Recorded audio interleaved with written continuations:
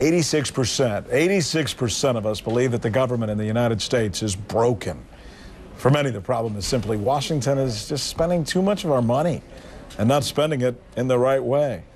All week long, CNN is taking a closer look at our broken government and how we can possibly make it ours once again. Just fix it somehow. Joining us from the city that seems like a dirty word to most Americans these days, Washington, D.C., we have two guests.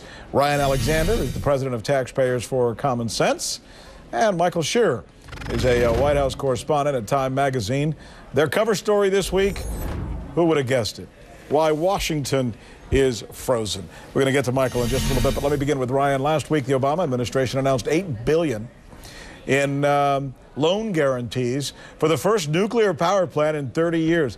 By the way, conservatives love this, and a lot of progressives love it as well, because, you know, no carbon footprint, cheaper energy.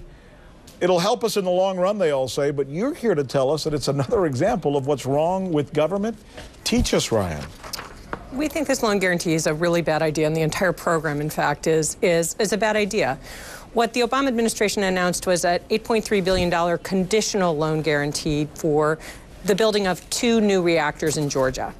And the problem with this is that time and time again, we've seen that the nuclear power industry is an incredibly high-risk industry. These projects are really capital-intensive, and the Congressional Budget Office has estimated that default rates will be as high as 50%.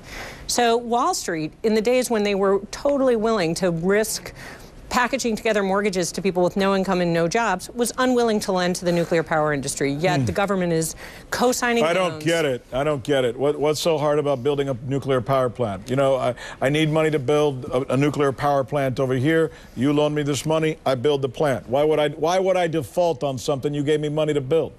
You know, this is an industry that has been plagued with cost overruns, with scheduling problems.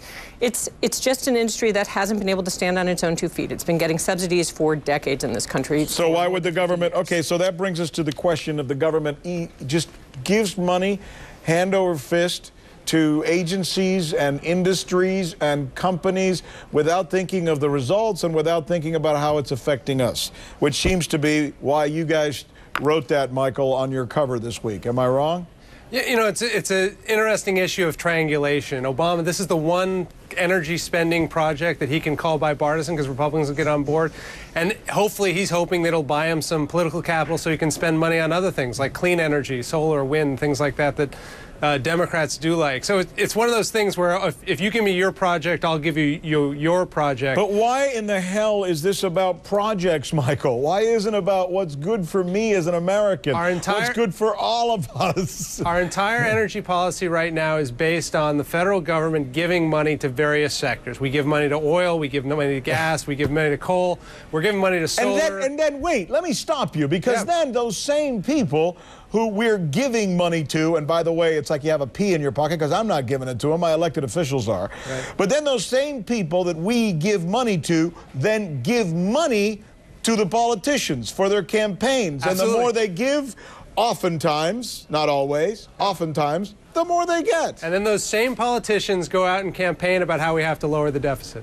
Well, how in the... It's like, just take a hammer and hit me over the head, because it would probably be more obvious. Help us out here, Ryan. What's going on? I think that the kind of well-oiled PR and political influence machines of the energy industry are at play. And this is something where, you know, voters and people out there in the country need to make sure that their elected representatives know that they expect something more from them, that they expect people to be making decisions in the interest of the voters. The loan guarantee program is a great example of kind of, it's easy for politicians.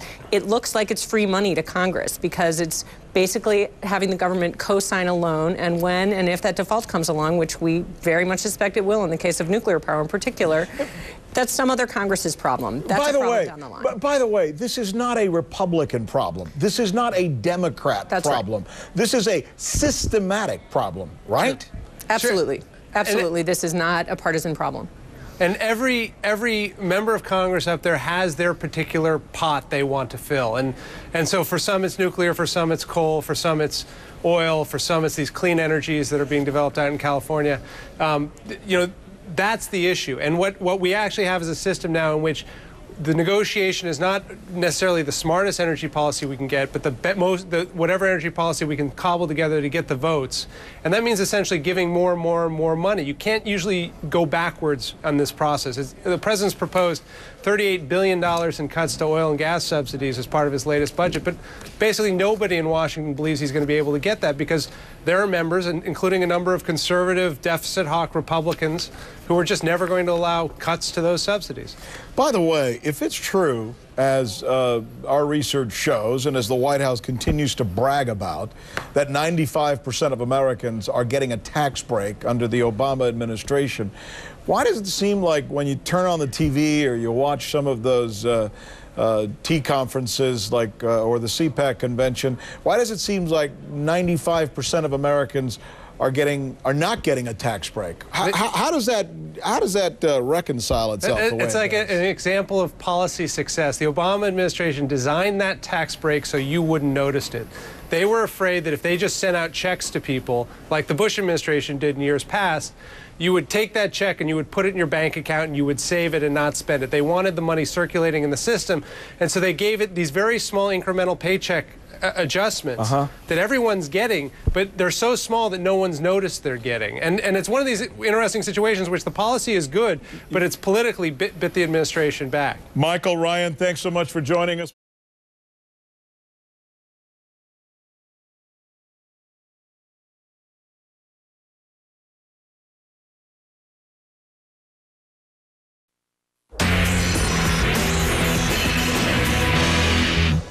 And welcome back. I'm Rick Sanchez. I want to share an opinion poll with you. It's our newest CNN opinion research poll. It's showing that just about 1 in 4 Americans trust the federal government. 1 in 4 Americans seem to feel that the system is somehow broken. But how is it broken? What I want to do is define this down for you. Ryan Alexander is the president of Taxpayers for Common Sense, and Michael Scherer is a political correspondent with Time Magazine. You can also find him, by the way, blogging on Swampland. That's a catchy title. Michael, you know what's interesting? After you and I and Ryan had a conversation yesterday, I finished the newscast and I started reading all the tweets that I was getting from people, and there were hundreds and hundreds of them, as well as emails that we got and information sent to audience research here at CNN. You know what people are upset about? They're upset that we're calling this broken government. They say the government's fine. What our forefathers gave us is good. It's the political system that's broken. In other words, the guys and gals up there running the system, that's what's broken. Are they right? You know, we have a system designed so that those two parts basically go together. I mean, the government is on a daily basis directed by the executive branch and on a regular basis directed by the legislative branch. The extent to which it's been frustrated in doing what the people want, like getting jobs bills through, is the fault of the elected officials. I don't know. I mean, there's a difference. I think you should be clear though that we're not saying the American system is broken and irretrievable. We're saying that the current political system is not working. I think that's a good point. It's almost like the political system is broken. Ryan, let me bring you into this because I grew up in South Florida, always been around hurricanes, and I knew 10, 20 years before Katrina came about, I knew that the city of New Orleans or parts of it was below sea level, and if those levees weren't strong enough, a hurricane was going to go in there and essentially flood the city. Anybody who knows anything about meteorology, about floods, knows that, and yet it happened because the levees weren't strong enough. And now I understand the government's paid millions and millions of dollars to make sure those levees are strong enough and are bolstered. Is that what's happening? The government's put another $12 billion into refortifying New Orleans, but again, we have real concerns, and again, that it won't work. Essentially, the Army Corps of Engineers is going back to kind of the same old drawing board and not thinking in a much broader, more protective way. You know, what happened leading up to Katrina, they built faulty levees that were supposed to be designed to protect against a Cat 3 storm and couldn't even protect against a Cat 2 storm, let alone something like Katrina, which was Cat 5. So as we look at what they're doing going ahead, it's kind of the same old, same old. They're looking to build levees in places where we know they're going to be big floods. You're telling me that after everything we went through with Katrina, our resources have still not been put on shoring up those levees and bolstering the area so that something like that can't happen again, then I'm left to wonder, where's the money going? It's a big question. It's kind of, why are they making the same kinds of decisions again? They're going for kind of low-level flood protection. Before Katrina, you know, they built levees that didn't work in places where people weren't and encouraged development that just made the devastation even worse than it needed to be. So now as they rebuild, we want them to kind of re-fortify the places where there are the most people, and it doesn't look like that's where the money's going to go.